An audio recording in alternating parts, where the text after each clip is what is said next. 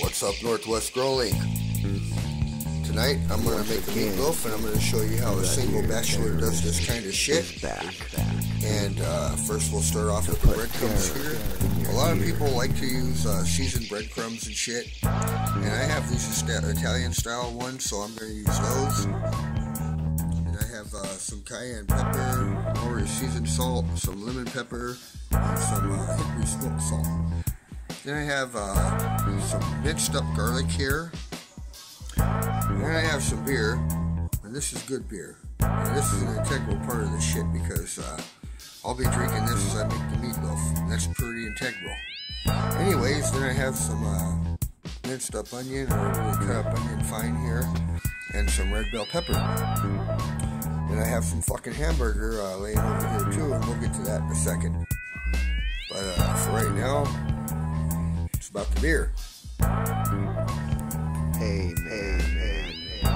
So right here I have 2 eggs and almost a cup of milk, and that'll be the first things that we start with here.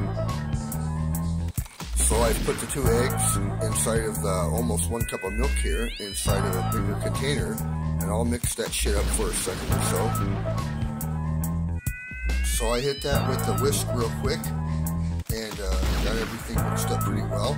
And now I'm going to add the spices.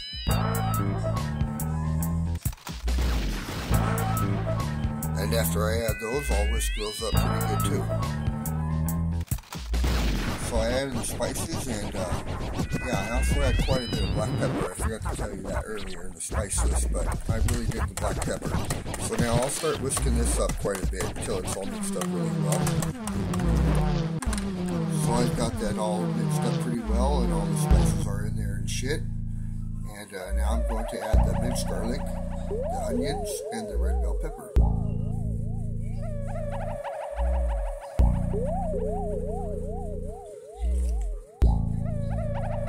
So now I have the milk egg mixture with all the spices and the red bell pepper and the onion and the minced garlic all put in there. And now I'll add the breadcrumbs, and I'll add a little bit of Worcestershire sauce.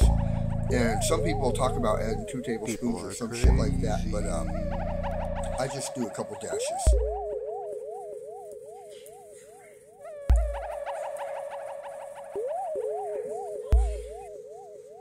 So here I have the hamburger meat and all that bullshit that I just mixed up. And this is the point where you have to get messy and mix it up with your hands, because, well, spoon, spatula, and all that other bullshit just doesn't quite get quite as good as you'd like to have it. So, yeah, I'm going to get real messy right now and use my hands and mix all this bullshit up.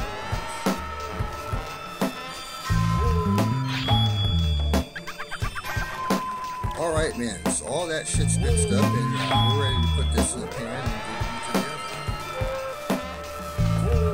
the oven. This here is a pretty good type of pan for this kind of shit, and you can line it with baking foil so it makes cleaning up easier, but I don't even fucking do that shit.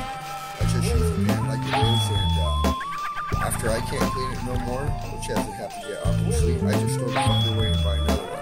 I'll get those little piece of shit cheaper than the foil ones.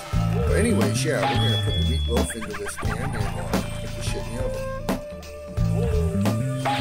So I have transferred the meatloaf mixture from the mixing bowl to the pan, the baking pan, and looks pretty damn good so far, guys.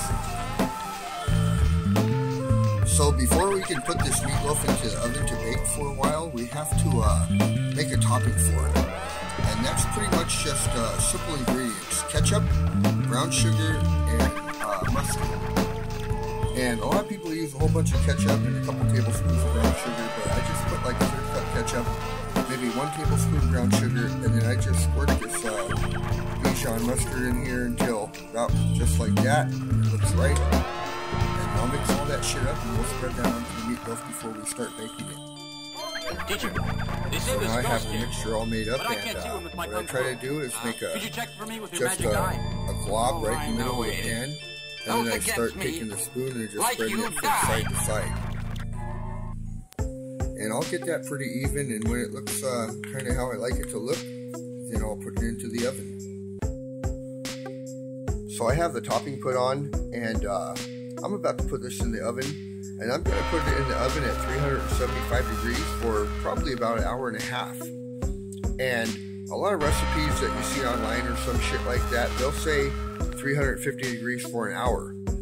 But whenever I check it with the meat thermometer at 350 degrees for an hour, or even 375 for an hour, it always needs to be, it's always like 130 or so, 135, and it needs to go another 20 to 30 minutes. So I've learned over the years just to put the damn thing in at 375, set your timer for an hour and 20 minutes, then shove the meat thermometer in there, and you'll probably see you need another 10, 15, maybe even 20 minutes left.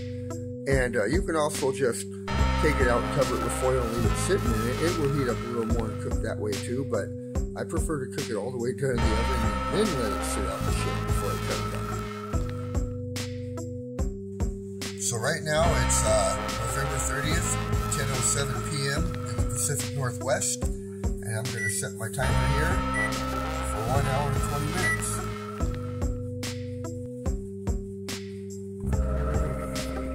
And I won't even open this oven until that timer starts beeping and shit. So that will be at 11:20, 40 minutes before midnight. So catch you all a little bit later.